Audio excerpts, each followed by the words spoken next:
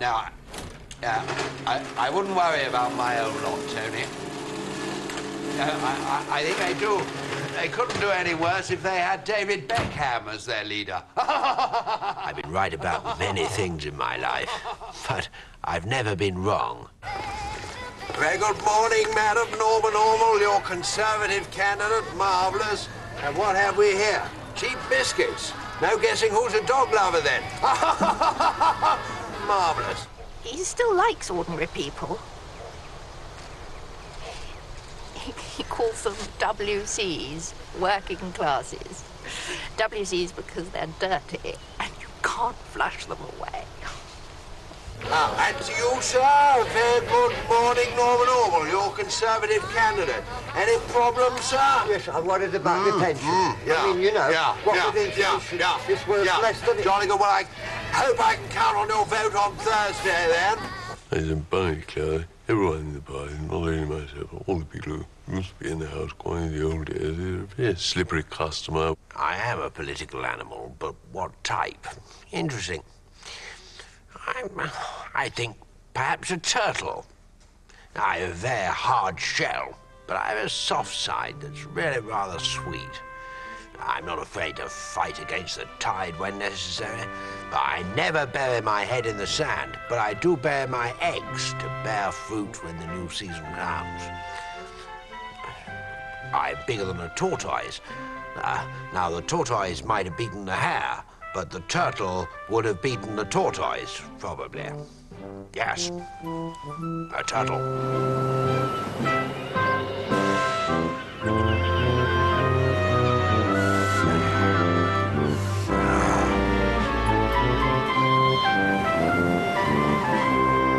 Where there is discord, may we bring harmony.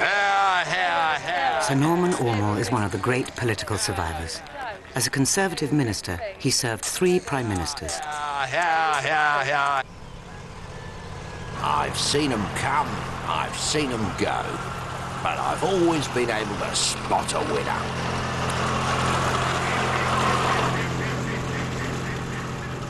H-E-A-T-H. A very neat handwriting you've got, Prime Minister. Well done. I was the first to spot Ted Heath, of course. Poor old Ted. Peekaboo. And I was a Thatcherite long before Margaret. Poor old Margaret. Now here. And I spotted the potential of John Major way before we realised he didn't have any. Poor old John.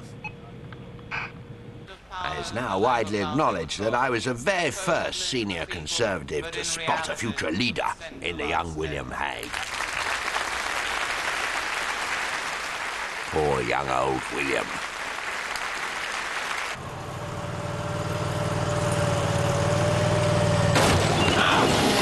Progress stops for no one. I was born many moons ago in 1932. I mean, no. My father was what I suppose these days would be described as a captain of industry. Oh, he's a lovely man, our father, a real gentleman. Dad had a sweet shop. That's right, Scruffy, you like sweets, didn't you? My father was a remarkable man. From father I learned the value of consensus. There's no value in consensus, he'd always say.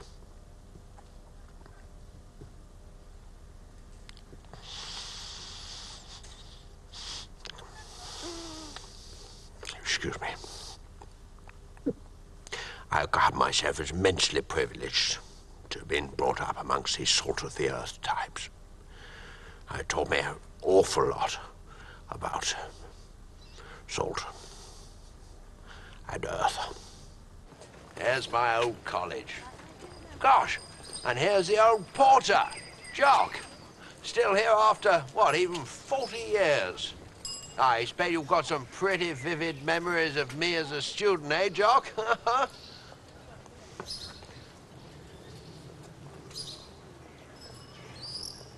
Shinning up the drain pipes in search of the fairer sex. Was I really? Good for you, Jock. Jolly well done. I remember first opening the door of the Oxford University Conservative Club to this funny little cockney sparrow called Norman, begging to join. We beckoned him in and gave him a position of great responsibility. And I can honestly say he was extremely diligent. My shoes have never been shinier. Julian's very old and dear friend.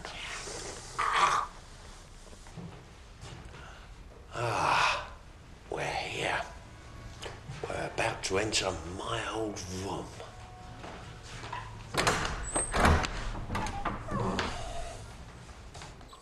It's still very much as it was in my day.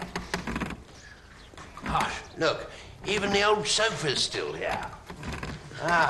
Brings it all back. Our conservative group used to meet here and get up to all the usual student hijinks. Ludo, Scrabble, even snakes and ladders. Though I'm sure he'll tell you otherwise. I was actually rather better at snakes and ladders than Norman. I've the greatest respect for Swatty, but he's always had a very vivid imagination. He was the best orator of his generation, bar none, except for perhaps one or two others who were almost as good, if not better. Much better in many ways. He was terribly overrated. I remember listening to him thinking this is really, absolutely, whatever it is, more than likely. No doubt about it. Whoops. Let's hope it doesn't stain.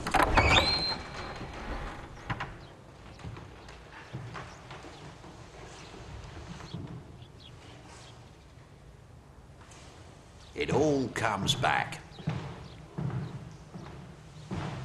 Some of my finest speeches were made here. My lords, gentlemen, has this government no shame? Have we, as a nation, lost all of our sense of self-respect? Pardon, I mean respect? What has happened to the good old British Brian? Pardon, I mean Lettish Brian, British lion, and he's lost his paw. And I say we aren't any more the workshop of the world. Instead, he's the work stop of the world.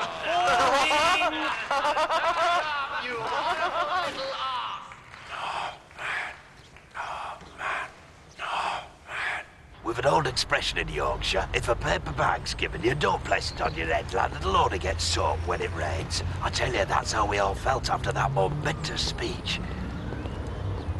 Remind me again, lad, who are we talking about? Wives? Well, of course, in those days, one simply applied for the central office list of approved fiancés. Now, they'd all passed the most rigorous examination. These young women are being interviewed for the most important positions of their little lives, for they hope to be appointed wives to the up-and-coming generation of Conservative MPs. Tense, ladies? Not at all. Dresses for the fuller figure. Next. The ladies undergo rigorous cross-examination, both mental and physical. Name? Mandy. Next. The Tory wife needs a stout calf. A sound name. Audrey Ponsonby Clark. A good head for heads. A keen interest in economics. Everything's sixpence. A sense of duty. Your husband has been caught having a sordid affair with a prostitute who is a known Russian spy. What would you say to me, a journalist? Would you like a cup of tea? Tell me, dear, where do you stand on hanging? Under the noose? I meant, what do you think of capital punishment? Oh, I see. And a jolly spirit. But for successful applicants like the Honourable Felicity Prafuha, the reward is everlasting happiness. I mean, all the girls on the central office approved list were supposed to be as pure as snow, including Felicity. Little Miss Harley Davidson.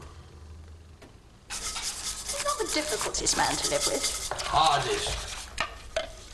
A lot of my girlfriends say he's charming to them. It's very nice to have me.